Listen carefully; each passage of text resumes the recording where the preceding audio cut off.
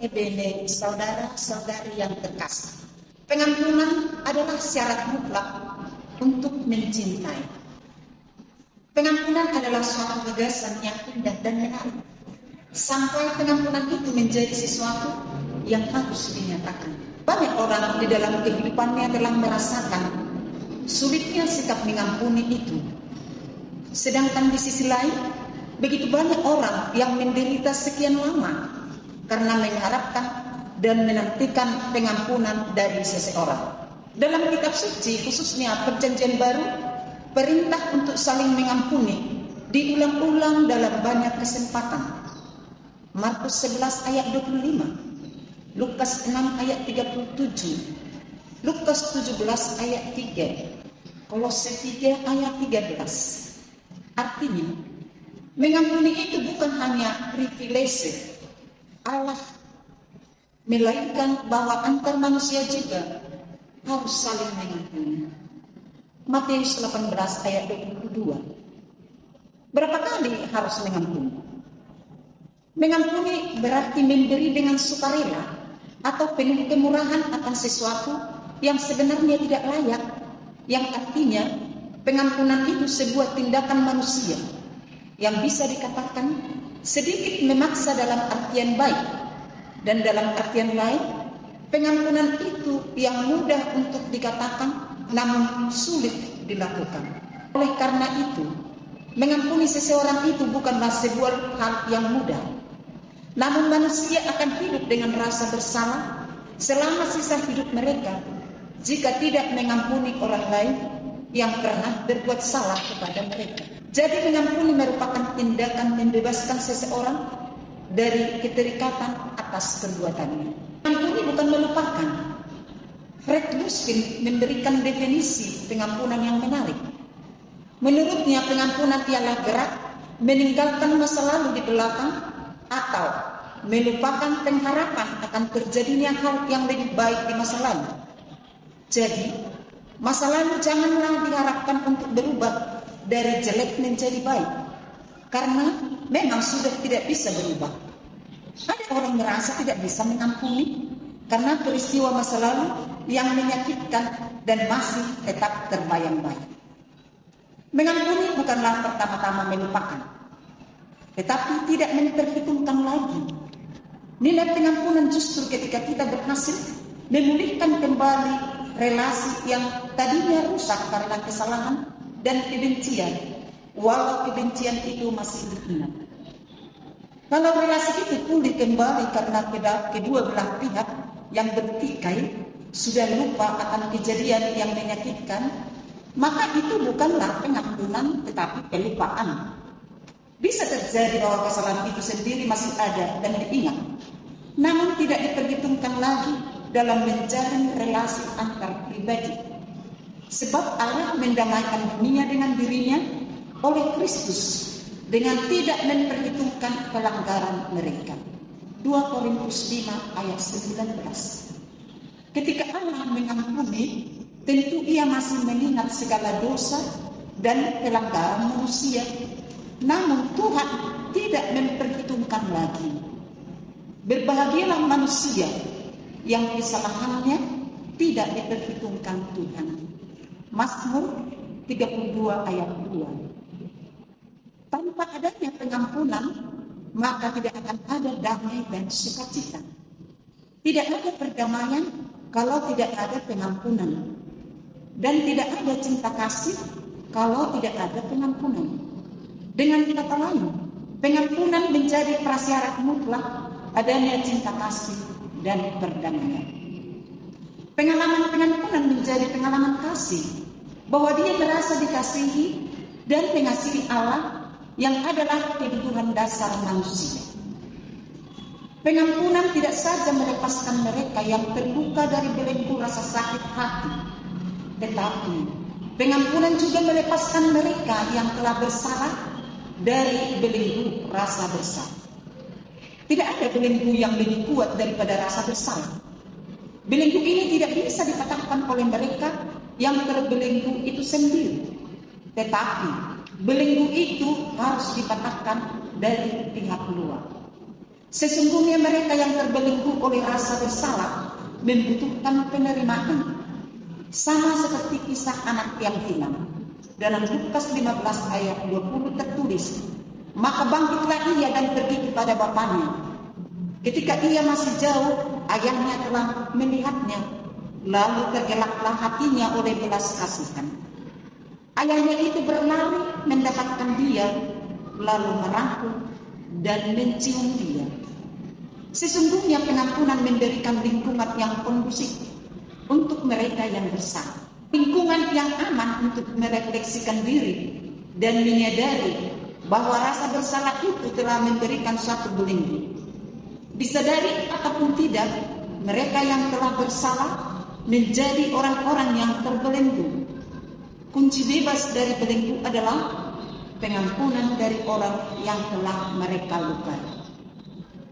Ketika Petrus bertanya kepada Yesus, "Tuhan, sampai berapa kali aku harus mengampuni saudaraku jika ia berbuat dosa terhadap aku?" Petrus sudah merasa sangat rohani dan hebat.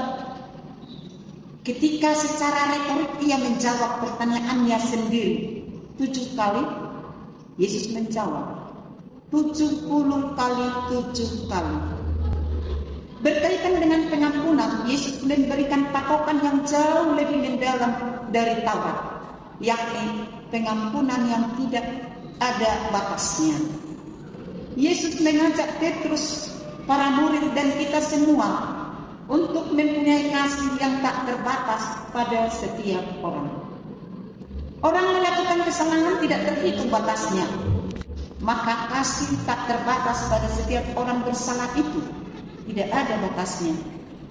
Maka kasih pun juga tidak mengenal batas. Artinya Yesus mengajak kita bertindak tidak hanya atas dasar hukum saja, karena kitalah yang mengendalikan hukum itu.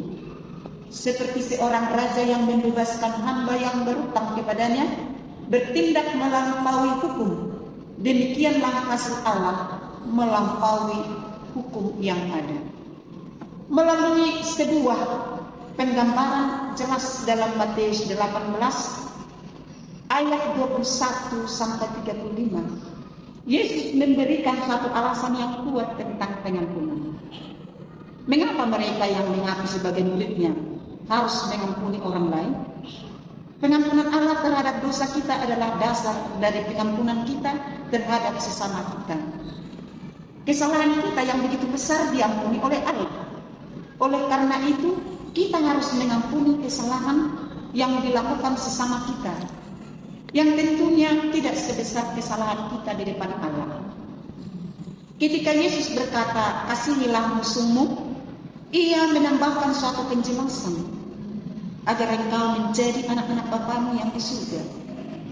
Bapa yang di surga yang telah menyebabkan matahari bersinar untuk orang yang jahat dan yang baik, dan mengirim hujan untuk orang yang benar dan orang yang bersalah. Dalam perspektif Yesus, apabila muridnya hanya bisa mengasihi orang-orang yang mengasihi mereka, muridnya itu tidak lebih dari orang-orang penyembah berhala. Pengampunan kepada mereka yang tidak berhak adalah salah satu karakter Bapa di surga, dan ia memanggil kita untuk menjadi serupa dengan Dia. Di antara orang yang perlu pengampunan dan yang seharusnya memberikan pengampunan, terdapat suatu hubungan yang sangat erat. Orang yang membutuhkan pengampunan dibelenggu oleh rasa bersalahnya, sementara orang yang seharusnya memberikan pengampunan dibelenggu oleh rasa sakit hatinya. Keduanya adalah orang yang sedang terbelenggu. Belenggu masuk dalam suatu siklus lingkaran setan yang tidak dapat terputuskan oleh apapun juga kecuali oleh pengampunan. Memang sepertinya tidaklah adil apabila orang yang disakitilah yang harus mengambil langkah pertama untuk memutuskan siklus ini. Tetapi inilah pengampunan. Mengampuni menjadi sulit karena mengampuni berarti siap untuk terluka lagi. Satu alasan yang mendasar yang seringkali menghambat seseorang untuk memberikan pengampunan adalah perasaan takut terluka kembali. Karena alasan inilah orang rela bertahun-tahun oleh rasa sakit hatinya dan kehilangan suatu relasi dengan rekannya. Sebenarnya dengan tidak mengambil tindakan untuk mengampuni, kita telah terluka. Karena meskipun ada kesempatan untuk kembali terluka, tetapi dengan tidak mengampuni, kita jauh lebih terluka. Santa Faustina yang sangat dikenal erat kaitannya dengan dua kerahiman ilahi pernah berkata, bila seseorang tahu memberi ampun, dia menyediakan sendiri bagi dirinya banyak rahmat. Beribu kali aku memandang salib, begitu banyak pula aku mendapat ampun. Bagi Santa Faustina, mengampuni orang yang bersalah kepadanya adalah jalan mendapatkan berkat Tuhan baginya. Bagi Santo Fransiskus, pengampunan adalah suatu kebaikan Tuhan yang harus dirayakan bagi para pengikut Kristus. Sejak pertama kali Santo Fransiskus mengalami pengampunan, ia mulai merayakan rekonsiliasi di kota Assisi bagi seluruh umatnya. Hingga sampai saat ini, perayaan ini menjadi kebiasaan di Italia yang menarik ribuan pengunjung untuk merayakan pengampunan setiap tahunnya. Bagi Fransiskus, ia telah menerima pengampunan sebagai berkat dari Tuhan. Maka, Fransiskus selalu mewartakan kebaikan Tuhan dan mengundang orang lain untuk bertobat di Percingkula. Hingga sekarang perayaan rekonsiliasi menjadi suatu sakramen atau perayaan iman yang turun-temurun di dalam gereja. Santo Fransiskus dari Assisi adalah teladan hidup yang penuh dengan cinta, kerendahan hati, dan pengampunan. Ia mengajarkan bahwa hidup yang sejati adalah hidup dalam damai dengan sesama dan alam. Santo Fransiskus kerap mengampuni dan mengasihi, bahkan terhadap orang-orang yang merugikan atau mengkhianatinya. Kita diajak untuk meniru semangat ini dalam kehidupan sehari-hari. Pengampunan sebagai tindakan cinta seperti Santo Fransiskus, kita dipanggil untuk mengampuni sebagai wujud nyata dari cinta. Pengampunan bukan hanya membebaskan orang lain, tetapi juga membebaskan diri kita dari beban dendam dan kepahitan. Dalam petuahnya, Fransiskus menjelaskan bahwa mereka adalah pembawa damai sejati yang terlepas dari penderitaan mereka di dunia ini. Mereka memelihara kedamaian jiwa dan raga karena cinta akan Tuhan kita, Yesus Kristus. Sapaannya kepada semua orang yang masih diulang-ulang oleh para Fransiskan sampai sekarang adalah Pax et Bonum, damai dan segalanya baik. Para Fransiskan dipanggil untuk membangun perdamaian dalam kehidupan pribadi dan masyarakat. Ada cerita inspiratif dari The Duke of Wellington hendak mengumumkan hukuman mati kepada seorang serdadu yang terbukti membelot dari pasukannya. Jenderal berkata, "Saya sangat meminta maaf menjatuhkan hukuman ini. Tetapi kedisiplinan dan hukuman yang diberikan kepada orang ini ternyata telah gagal memperbaikinya. Ia seharusnya menjadi seorang serdadu yang berani dan baik. Kita telah mencoba segala hal." Kemudian ia memberi kesempatan kepada temannya untuk berbicara. "Mohon yang mulia," kata salah seorang temannya, "ada satu hal yang belum dilakukan. Yang mulia bisa mencoba." Satu hal yang mulia belum pernah mencoba adalah memaafkan dia. Jenderal memaafkan dia dan berhasil. Serdadu itu tidak pernah membelat lagi. Dan mulai saat itu, dia memperlihatkan terima kasihnya. Cerita di atas memberi pesan kepada kita bahwa jika orang ingin hidup damai dengan orang lain, maka ia harus cepat mengampuni. Mengampuni membebaskan keduanya. Pengampunan dibebaskan dari ikatan rantai dendam, dan orang yang diampuni dibebaskan dari perasaan dihantui oleh rasa bersalah. Ampunilah orang lain secepat engkau mengharapkan orang lain mengampuni engkau. Marilah kita sejenak berefleksi dan bertanya pada diri sendiri, siapa saja yang perlu kita ampuni pada saat ini? Semoga kita belajar mengampuni mereka yang bersalah kepada kita dalam hidup berkomunitas, hidup bersama dengan keluarga, rekan kerja kita, sebagai rahmat kasih Allah kepada kita. Amin.